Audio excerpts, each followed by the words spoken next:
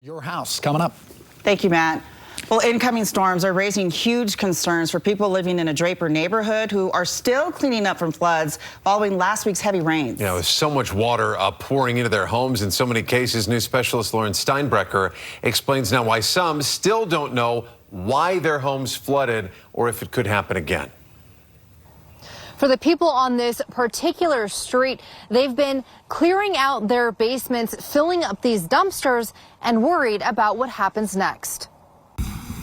Walking downstairs now is nothing compared to just a few days ago. It was everywhere. It got every room, every inch of carpet, all the furniture that was touching the carpet.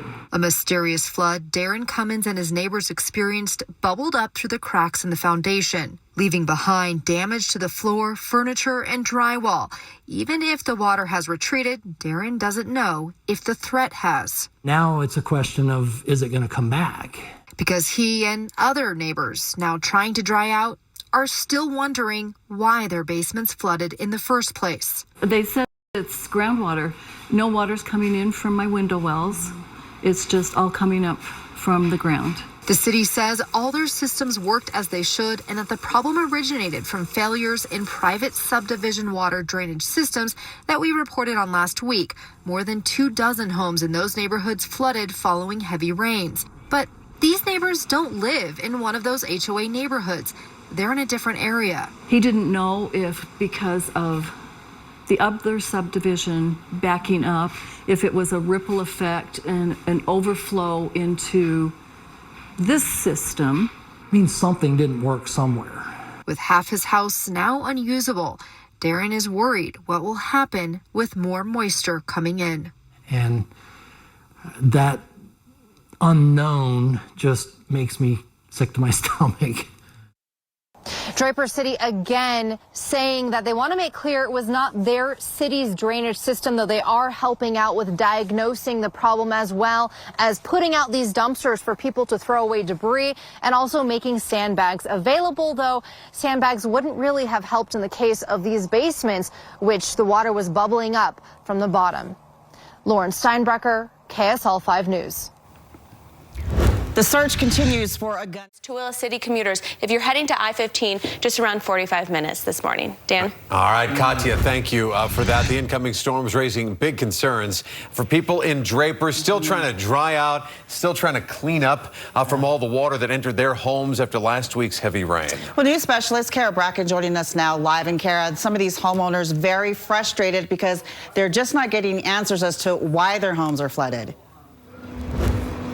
Yeah, Tamara, Dan, that's really the big question here is if it's happened once, is it going to happen again? That's the big worry. That's the big concern. And it's happening as far as to the furniture, to the drywall, to the floors, all of that being flooded. So that is the big picture that some residents from Draper are saying that they are seeing as we're waiting for this snow and more rain to hit. Now, that said, we're hearing from residents in particular, like Darren Cummins and Jocelyn Allred. They are saying that their basements became soaked with a couple of inches of water, destroying the carpets and furniture, wondering why they and their neighbors suffered the damages of a mysterious flood. Draper City said last week drainage failures in private subdivisions were to blame. But here's the thing. Cummins, Allred, and all their neighbors don't live in those HOA private neighborhoods. But it was everywhere. It got every room, every inch of carpet, all the furniture that was touching the carpet. He didn't know if because of the other subdivision backing up, if it was a ripple effect and an overflow into this system. The Draper City says they want to make clear that all city systems were fine, but they did help diagnose the issue and provided dumpsters for debris as well as sandbags as flood concerns continue. Now, in Darren's case, he says that half of his home is unstable, so any more moisture that comes through, including this week, that is throwing things up in the air. For now, they're reporting live. I'm Kara Bracken. I'll send it back to you guys. Yeah, and as tough as it was, I was hearing from a lot of residents saying that it was neighbors helping them out, cleaning up all this mess. So that was great to see. Thanks so much, Kara. Be sure to stick with KSL as we can. 45 minutes. Tamara? Thank you, Katya. Well, the incoming storms are raising huge concerns for some folks living in Draper. They're still cleaning up from floods following last week's heavy rains. Yeah, it's a welcome sight for so many. For others, they just hate to see it when they have so many questions. Kara Bracken now joining us live. Kara, we're hearing from people in Draper who tell us they're still trying to figure out why their homes flooded in the first place. It isn't as easy as plugging a leak. Yeah, they're trying to figure all of that out, and then they're also worried that if it's happened once, is it going to happen again, especially with all this rain and snow that's going to be making its way in. And that's what Draper residents, we're hearing from some of them. They say they are concerned about. Particularly, we're hearing from Darren and Jocelyn. That's what they're seeing as their basements became soaked with a couple of inches of water, destroying the carpets and furniture, wondering why they and their neighbors suffered the damages of a mysterious flood. Now, Draper City, they said last week that drainage failures and private subdivisions were to blame. But here's the thing. For Cummins and Allred, all their neighbors, they don't live in those HOA private neighborhoods. But it was everywhere. It got every room, every inch of carpet, all the furniture that was touching the carpet.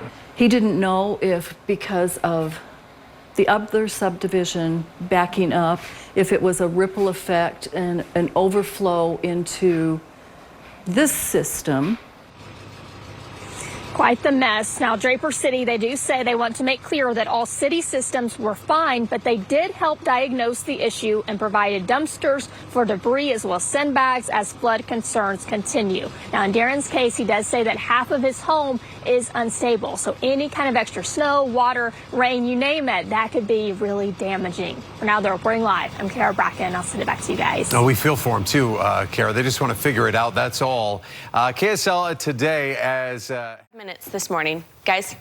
All right, the incoming storms raising big concerns. Of course, we love the rain coming down. People in Draper, though, they're feeling uneasy. They're still cleaning up from all the flooding from last week's heavy rains. Yeah, they just don't want it in their homes. Yeah. Well, news specialist Kara Bracken, she joins us now live this morning. And Kara, just so frustrating for these homeowners because they're just trying to figure out why their homes were flooded in the first place. And you know, if you've done any kind of homework, that any kind of small thing becomes a big thing really fast. And so for these Draper residents, this idea that even more water could come in and damage their homes even more, that is a problem. So we're hearing from some of those residents from Draper. They are saying that their basements right now became soaked with a couple of inches of water, destroying the carpets and furniture. Now they're wondering why they and their neighbors suffered the damages of what it seems like a mysterious flood. Now, Draper City, they said last week that drainage failures and private subdivisions were to blame, but here's the thing. Those same residents, they say all their neighbors plus them don't live in those HOA private neighborhoods. But it was everywhere. It got every room, every inch of carpet, all the furniture that was touching the carpet. He didn't know if because of the other subdivision backing up, if it was a ripple effect and an overflow into this system.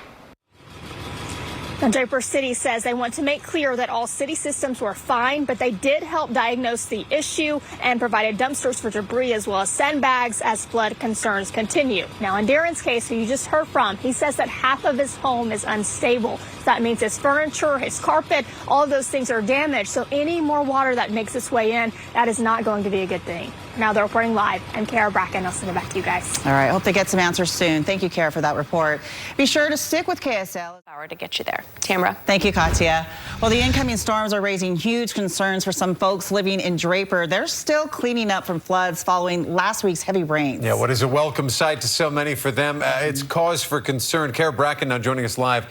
Kara, we're hearing from these people in Draper, poor people who are still trying to figure out why their homes were flooding in the first place. It's hard to address the problem if they really don't know why it's happening. Yeah, it's all the cleanup. They're still doing it, and they're worried about more rain coming in. So they're talking water on the floors, the furniture being damaged, as well as drywall. So all of those elements are making for a big what if. And so we're hearing from some of those Draper residents who are seeing that firsthand, that flooding that they saw come into their homes as a result of last week's big rains. And now with this week, the potential for more rain and snow to make its way in, that is the big what if again. So wondering why they and their neighbors suffered this damage of a mysterious flood. Draper City said last week drainage failures and private subdivisions were to blame. But here's the thing. They're saying that all their neighbors don't live in those HOA private neighborhoods. but it was everywhere. It got every room, every inch of carpet, all the furniture that was touching the carpet. He didn't know if because of the other subdivision backing up, if it was a ripple effect and an overflow into this system. Now, Draper City said they want to make sure that, or clear rather, all city systems were fine, but they did help diagnose the issue and provided dumpsters for debris as well as sandbags as flood concerns continue. Now, you heard from Darren. In his case, he says that half of his home is unstable. So any more moisture, any more water, snow, anything like that, that could be a big, big problem. For now, they're reporting live. I'm Kara Bracken. I'll send it back to you guys. All right, Kara, thank you again. We hope that they can figure out those issues because that's the deal with these storms. They don't want to see it end up in their homes once again. Stick with KSL. We're going to track this winter weather as it hits different parts. Tragedy in Tooele as a car comes right off of Main Street here and crashes right into this business, killing a woman. Utah's legislative session kicks off tomorrow, and you can expect a lot of debate about tax cuts. The Utah Jazz host 7th, 8th, and 9th graders for a special MLK Day. What they were doing to focus on his teachings straight ahead. Plus, let it snow. Some areas of the state boasting the best snowfall levels in decades, and more is moving in. KSL Live at 5 starts now. Good evening. A shocking and horrific tragedy along Main Street in Tooele. A wrong-way driver suddenly crashes into a building, killing a woman inside and injuring her co-worker. News Specialist Dan Rascone is covering the story and joins us live from the scene. Dan, what exactly happened here? Yeah, actually, just a tragedy out here. You know, that van actually was heading northbound on this road, which is a southbound lane, came shooting over the curb here and then crashed right into that building, which has now been boarded up. This is what the scene looked like a little earlier today, shortly after it happened. The entire nose of the van came inside the building, hitting that co-worker who was sitting at a desk by the large windows. The woman was killed. Police say another worker inside the building was injured and taken to the hospital. Police now trying to figure out what went wrong and why the male driver of the van was heading northbound in the southbound lanes and ended up crashing into the Ensign Engineering business located at 169 North Main Street. That's the biggest thing we're looking into right now. Did this happen because of intoxication, distraction, or a medical episode? So there's a lot of things that we're working on right now. Police are not identifying the victim, but we are being told that this is a well-known and loved family member in this community. An employee of a next-door business told me he's devastated, saying this was a wonderful woman who is a mother of 2 children.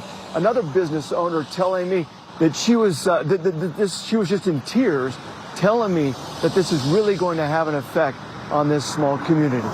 In Tooele, I'm Dan Rascone, live at 5. Dan, heartbreaking. Well, another deadly crash is one. I just feel terrible. You don't expect to go to work one day and die. Tonight, a deadly crash in Tooele. What we've learned about a driver who drove through the front doors of a business with people inside. It does affect our operations adversely if we can't get to the water. With another storm in the forecast, the plea from firefighters tonight to help keep your community safe. Working side by side and literally sweating together when we do this every Martin Luther King Jr. Day is one of the best ways to build relationships. And a day of service to honor a prolific civil rights hero. How students volunteered to help those in need this Martin Luther King Jr. Day. KSL News at 6 starts now. Good evening. Our top story tonight, a freak and deadly accident along Main Street in Tooele, taking the life of a woman and injuring a co-worker. This happened when a wrong-way driver crashed into a business at 169 North Main Street. News Specialist Dan Rascone is live at the scene and joins us now.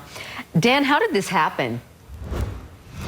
Well, that's a good question and one that police are trying to find out still right now. That van heading northbound in this lane here, which is a southbound lane right along Main Street. It came shooting over the curb and crashed into the building.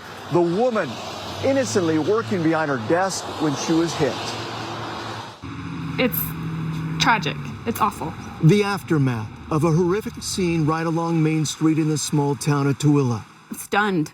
honestly. An out-of-control van comes off the curb and smashes right into this engineering business called Enzyme. The entire nose of the van went through the building. Unfortunately, on the other side, a woman who was working at her desk when she was suddenly hit. Officers arrived, were able to move the vehicle off of the female and attempted to perform life-saving measures. But unfortunately, the female, who was an employee in the building at the time, was announced deceased. Another worker inside the building injured and taken to the hospital. Siren after siren and fire truck and ambulance and how many cars and police and... Jennifer Boyd owns a beauty salon just across the street. She's still in shock over what happened. Tooele is a very small community. It's going to affect a lot of people. It just is. I just feel terrible. You don't expect to go to work one day and die. Others also can't believe how it all unfolded. What are the odds? I just think, I'm like, who would go to work inside a building and think that they were going to get hit by a car and die? Police say it was just before 11:30 this morning when the male driver of the van was seen heading northbound in the southbound lanes along Main Street. For some reason, he went off the road and crashed. The question now, why? That's the biggest thing we're looking into right now. Did this happen because of intoxication, distraction, or a medical episode? So there's a lot of things that we're working on right now. The identity of the woman has not yet been released, but apparently it's someone known in this community. I know they're a well-known family out here, and to have something like this happen, it's heartbreaking. Yes, it is heartbreaking. What we're being told right now is that the co-worker and the driver there in the van still in the hospital. They both suffered some injuries. But in Tooele, back to you guys. Yeah, awful accident there. All right, Dan, thank you. In our other top story tonight,